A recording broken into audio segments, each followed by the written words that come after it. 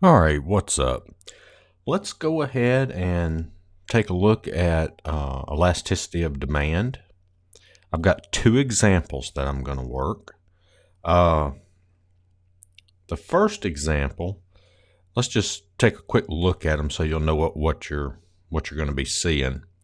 So the first example, we're going to be finding the elasticity of demand. Okay, you can see that there. And then they're going to give us a unit price, and they're going to want to know, is the demand elastic, inelastic, or of unit elasticity? And then in the second example, well, we're going to find the elasticity of demand. Okay. But then we're going to determine the values of P for which the demand is elastic, inelastic, and of unit elasticity. Okay, so they're kind of similar, but this one will be finding a little bit more. So let's go ahead and get started. So price elasticity of demand, if Q is D of P units of a commodity, are demanded by the market at a unit price P, where D is a differentiable function, then the price elasticity of demand for the commodity is given by, and here is your formula for elasticity of demand. E of P is equal to P over Q times the derivative of Q with respect to P. And here's the interpretation. E of P, percentage rate of change in demand Q produced by 1% rate of change in price P. I'll at the end of the first problem, we'll kind of explain what we found, and that sums this up. All right. And then we have levels of elasticity. So if we take the absolute value of P, okay, if it's larger than 1, okay, if it's larger than 1, we've got elastic demand. Less than 1, inelastic demand. And if it equals to 1, demand is of unit elasticity or unitary. And you can read this right here. I'm not going to go over it. So let's go ahead and get to the problem. All right. So I think what I want to do before we start working the problem is let's go ahead. They want us to find the elasticity of demand. So how about we go ahead and let's write down the formula.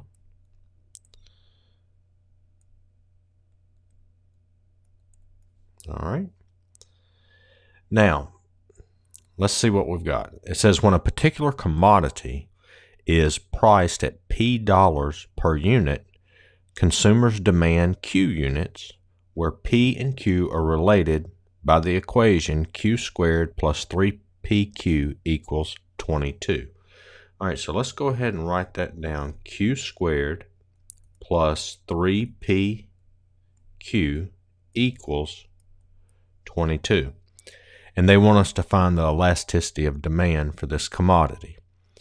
All right, so, well, we've got to find this. Here's our formula. Okay, it's P over Q, and then it's times the derivative of Q with respect to P. Well, if you look at this equation here, this is an implicit function, and hopefully you remember going over implicit differentiation. All right, so when you did implicit differentiation, remember your functions were mainly in terms of x and y. And whenever you took the derivative of the y term, whatever it was, remember, say like if it was y squared, well, the derivative of y squared was what? 2y, and then times y prime, you had to do that. Well, with this, the P and the Q is like your y term, okay? Because it's the derivative of Q with respect to P, and P is going to be like your x term. All right, so let's go ahead and take the derivative of this thing. So the derivative of Q squared is going to be 2Q times q prime. Okay, so you bring the 2 down, subtract 1. And then we've got plus. And now here we've got product rule. We've got 3p times q. Okay, so remember, product rule is the derivative of the first term times the second plus the derivative of the second term times the first. So the derivative of 3p is, that's going to give us 3 times the second term, q, plus the derivative of the second term, well, the derivative of q is 1, times, and then remember, q prime, so that's just going to leave us with q prime, times the first function, 3p. And that equals the derivative of 22, which is 0. All right, so now what do we have to do? We have to solve for q prime. All right, so I'm going to move the 3q over. So that's going to be 2q, q prime, plus, and then I'm going to go ahead and write the 3p first, q prime, equals negative 3q. And then here, look at this. I've got a common factor of q prime. I can factor that out. So q prime times 2q plus 3p is equal to negative 3q. And then I divide both sides by 2q plus 3p. So q prime is equal to negative 3q over 2q plus 3p.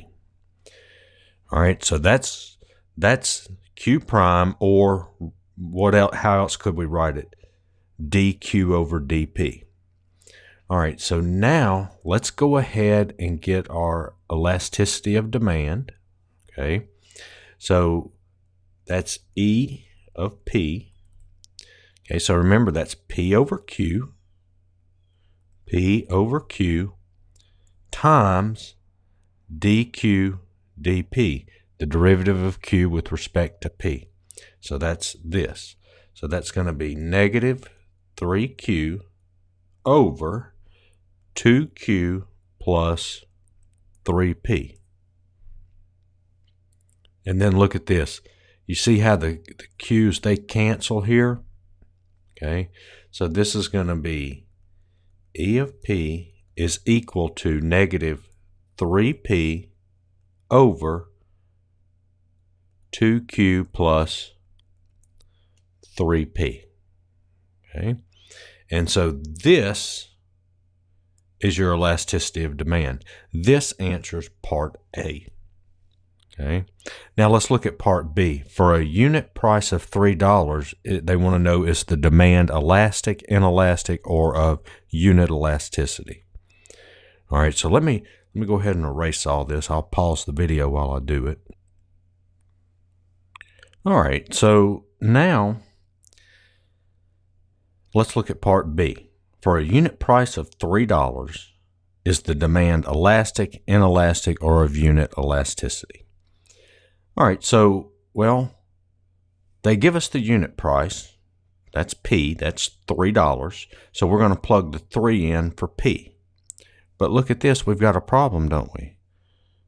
What about Q? We got to have something to plug in for Q. So how do I know what Q is? Well, what we have to do is to figure out Q. Well, P is $3, so if we plug the 3 in here for P, then I can solve and see what Q is when P is 3. So let's go ahead and do that. So let's see, I guess I can come over here and do it. So I've got Q squared plus 3 times Q equals 22. See, I need to know what Q is when P is 3. So I plug the 3 in, this 3 here, in for P. And so that's going to be Q squared plus 9Q minus 22 equals 0. So I just brought the minus 22 over. I've got a quadratic equation to solve. All right, so let's factor this thing. So that's going to be Q plus 11 minus 2 equals 0. So I get Q equals negative 11 or Q equals 2. All right, so obviously it's not going to be the negative 11, okay, because Q is not going to be negative. So it's going to need to be the 2. It's positive. So now we know when P is equal to 3, Q is equal to 2. Okay. So now we just plug the 3 and the 2 in to our elasticity of demand. And so the elasticity of demand, when we're plugging in the 0.32, that is equal to negative 3 times 3 over 2 times 2 plus 3 times 3. All right?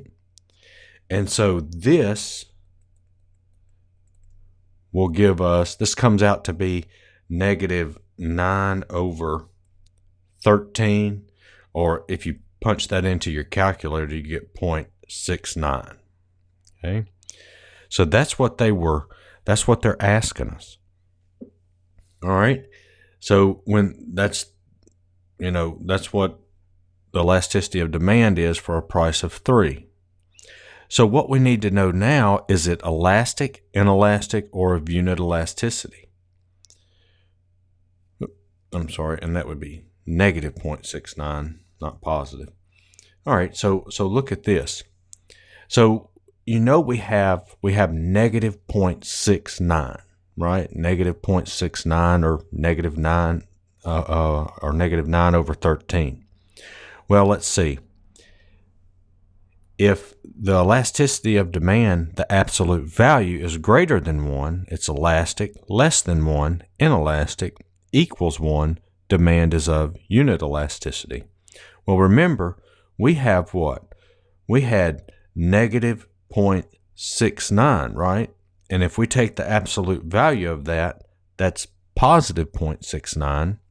And so you can see we're less than 1. So the demand is inelastic. So here we would say the demand is inelastic. All right, so what does that mean? Well, what it means is when P is equal to 3, okay? Let me change colors here. When P equals 3, a 1% increase, okay, a 1% increase in price will produce and I'm going to have to finish over here, a decrease, a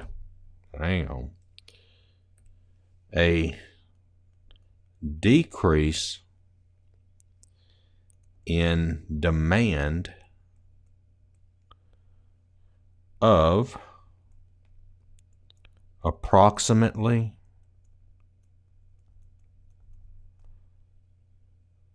0.69%.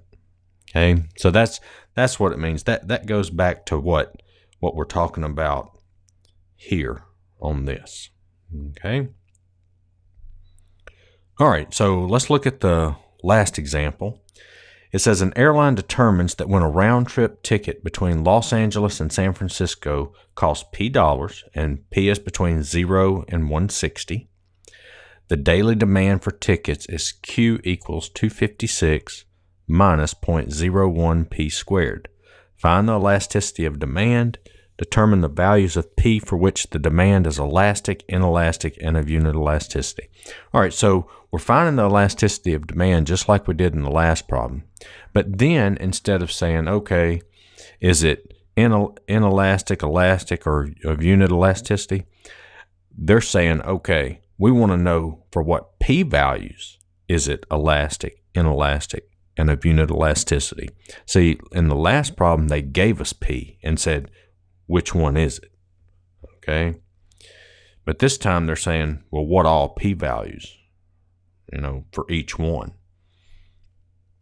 All right, so let's go ahead and get started. First, let's find the elasticity of demand. Okay. So the elasticity of demand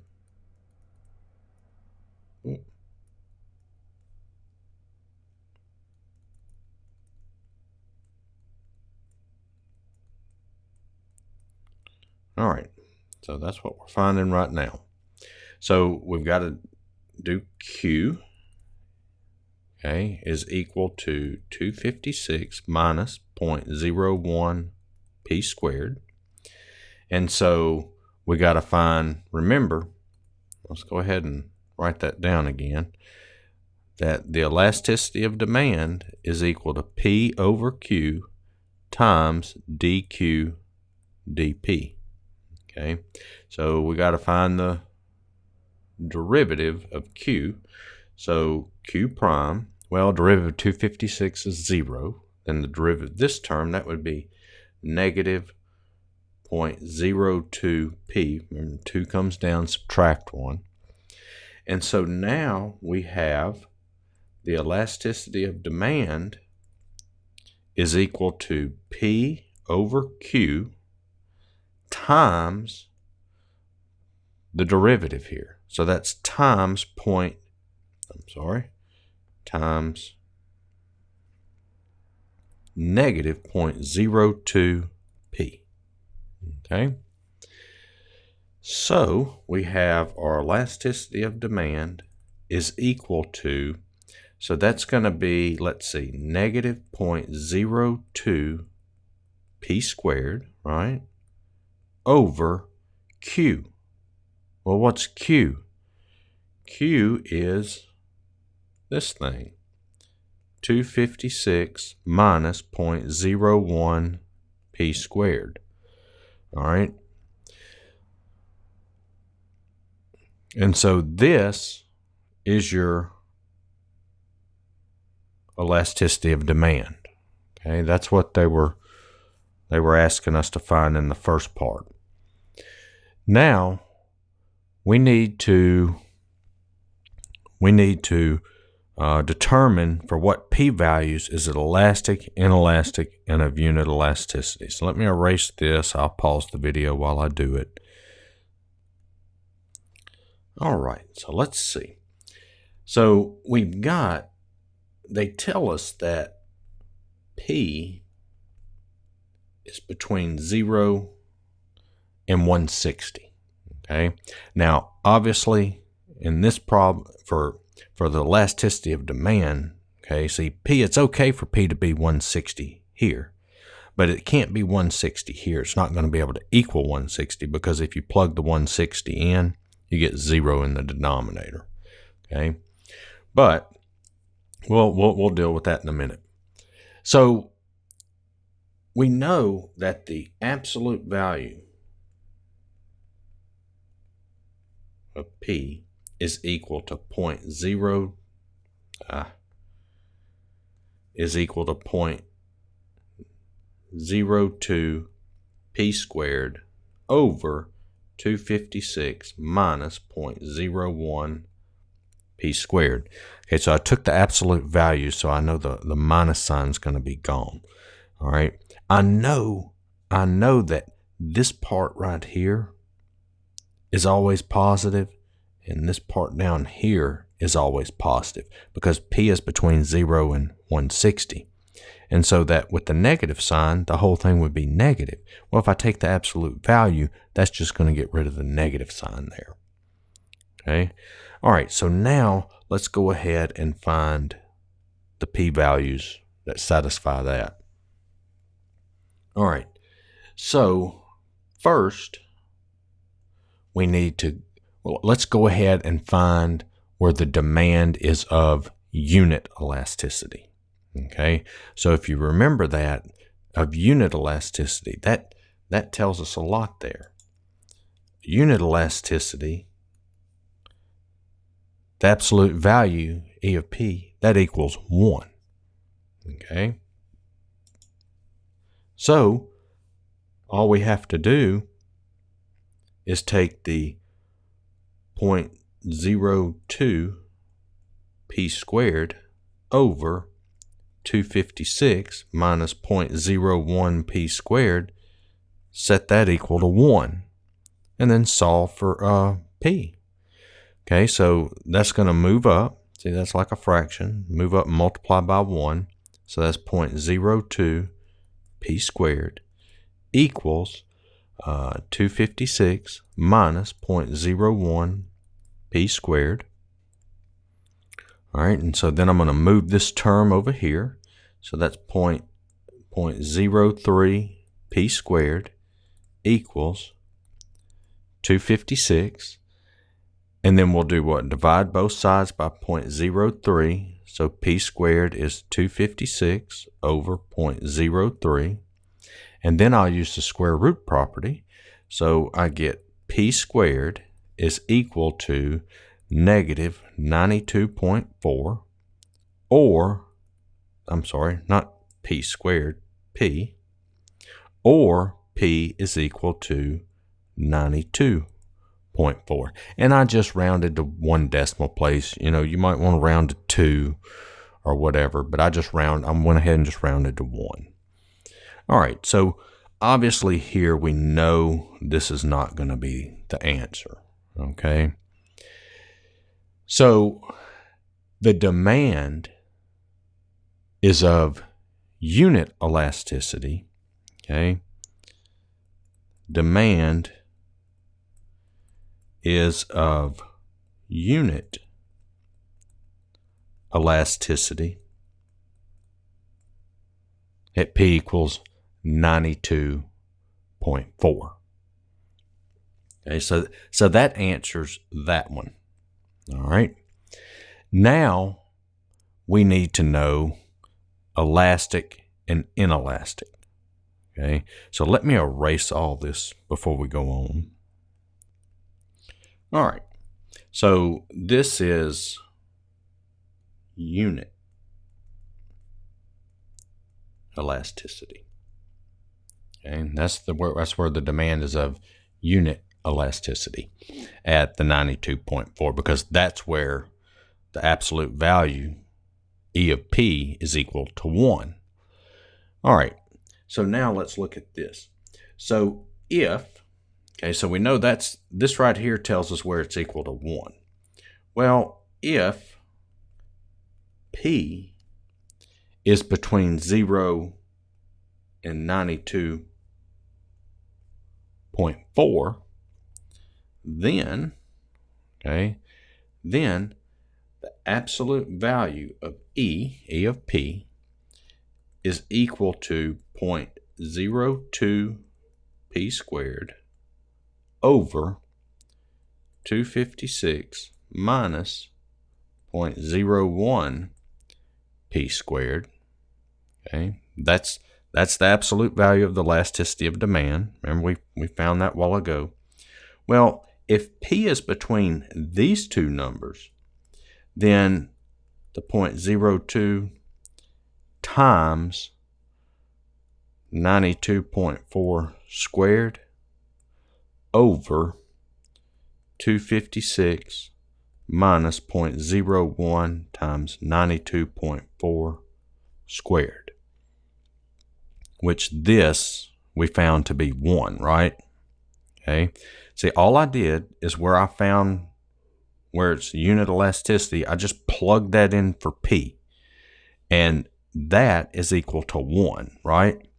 Well, what I'm saying is if I plug in a number between 0 and 92.4, not including it, that it's going to be less than this. Okay? It's going to be less than this. And you can try it. I mean, put 90 into that. You'll get a value less than 1. Okay?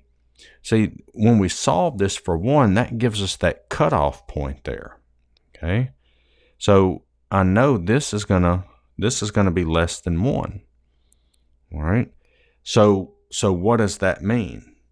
So the absolute value is less than 1. So that's this.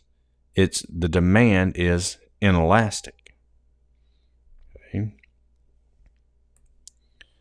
So between 0 and 92.4, the demand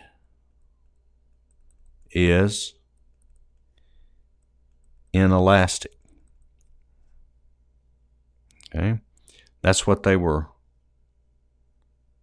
wanting to know. Demand is inelastic when P is between 0 and 92.4. All right, now let's go to the other side of it. All right, so we have if P is between 92.4, okay, not including it, because when it's at 92.4, that equals 1. And if you plug that into your calculator, it's not going to give you exactly 1 because I rounded, but it's close. All right. So now if P is between 92.4 and 160, now notice here, see how this is less than or equal to 160? Well, notice down here I didn't include the 160 because that would make it undefined. Okay, the elasticity of demand would be undefined. So then I have the absolute value, which is equal to 0.02 P squared over 256 minus 0.01 P squared. All right, so now what am I going to do? I'm going to plug the 92.4 in. Well, if I'm plugging values in for P that are between 92.4 and 160, this is going to be greater than 0.02 times 92.4 squared over 256 minus 0.01 times 92.4 squared, which that equals 1. And then, so if the elasticity of demand is greater than 1, see, for all these values that I plug into this, it's going to be greater than when I plug in the 92.4, which we know is equal to 1. So since that's the case, we would say what?